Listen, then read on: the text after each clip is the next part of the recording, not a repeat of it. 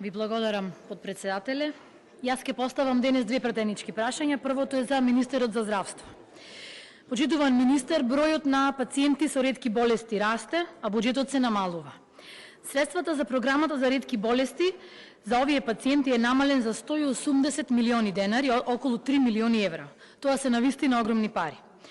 Минатата година од Министерството за здравство за болните од ретки болести беа издвоени 1 милиарда и 260 милиони денари, а сега се предвидени 1 милиарда и 80 милиони денари. За државната каса тоа може би е бројка, за пациентите тоа е терапија што може да доцни, лек што може да недостига и неизвестност што секојдневно го нагризува нивното здравје. Лекарите дополнително предупредуваат дека процедурите за набавка на одредени лекови се долги и макотрпни, а во многу случаи пациентот нема време за чекање. Регистарот за ретки болести брои 1093 пациенти, од кои 260 се починати, а 180 се со цистична фиброза и тие добиле посебно финансирање надвор од програмата. Од вкупно евидентираните 240 се деца до 14 годишна возраст. Многумина од нив со години чекале точна диагноза, минувајќи низ погрешни третмани, скапи испитувања и психолошки исцрпувачка неизвестност. Ако правото на здравје е универзално, тогаш мора да важи и за оние чии болести се ретки. Зашто ако е ретка диагнозата, исто така ретко скапоцен е и човечкиот живот. Државата не може да им гарантира третман на овие пациенти со вакви буџетски кратења и директно ги загрозува, и ова представува една навистина голема неправда. Моето прашање до вас е што ќе превземете за оваа неправда да се исправи. Второто прашање е до министерката за образование. Почитувана министерке, сите се согласуваме дека квалитетот во високото образование мора да биде највисок приоритет не само на надлежниот министер и на владата, туку и на сите вклучени во тој степен на образование. И затоа секое законско решение кој го регулира високото образование мора редовно да се осовременува, но тој процес мора да ги вклучува сите чинители и да се сослушаат сите страни. Откако беше објавен нејнер предлог законот за високо образование, реакциите не стивнуваат. Дозволете ми да прочитам неколку од нив. Закон за високо образование, борба меѓу универзитетска автономија и политички агенди. Создавањето на нов наставно-научен кадар ќе стане екстремно тешко и практично невозможно. Усвојувањето на овој закон би донело далеку сежни последици, односно старомодни, неатрактивни и тесно специјални наставни програми, кои не соодесуваат со реалноста и потребите на пазарот на трудот во земјата и светот. Европските искуства се прилично јасни.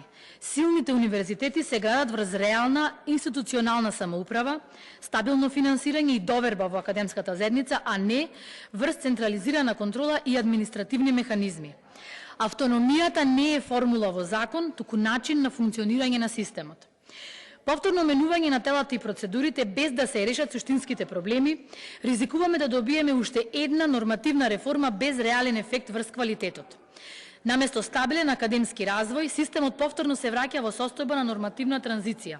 Системот е за студентот, а не студентот за системот. Ако студентот не почувствува разлика, реформата не успеала.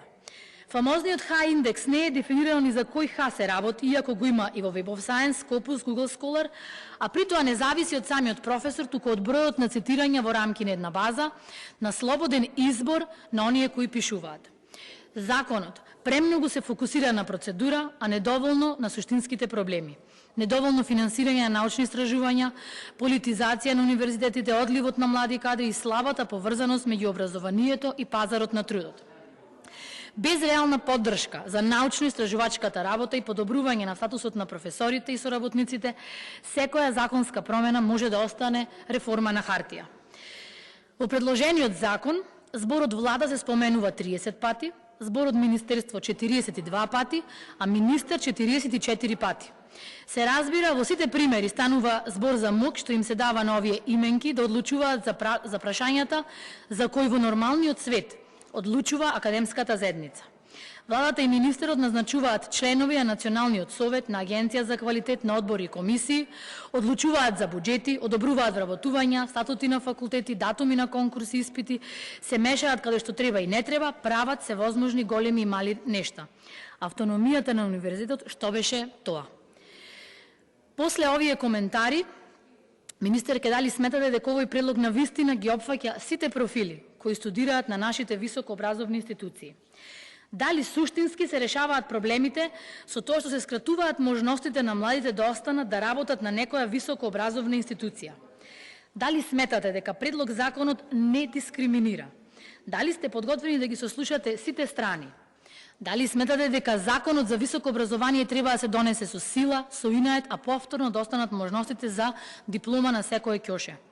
Дали сметате дека со вака поставени нешта во високото образование нема да се предлабочи проблемот со неквалитетни дипломи, до дипломски, магистерски, докторски, кои што одамна се навлезени во општеството, и тие се тие против кои всушност се бориме? На крај, моето прашање до вас е дали ќе го повлечете овој предлог закон и дали ќе пристапите кон изработка на нов предлог закон? Ви благодарам.